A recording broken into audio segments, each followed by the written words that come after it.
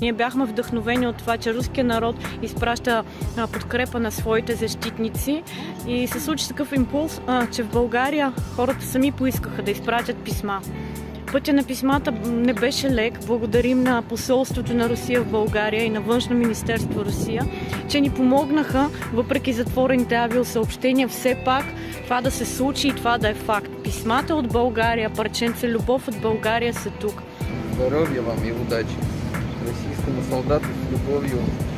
Солоценов, Мездра, Болгария.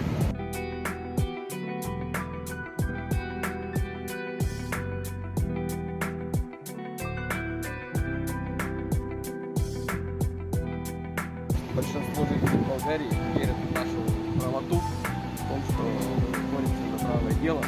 Спасибо нам большое. Все письма, все письма, все мартинички будут доставлены каждому бойцу на фронт. Такая поддержка со стороны, скажем так, за границей.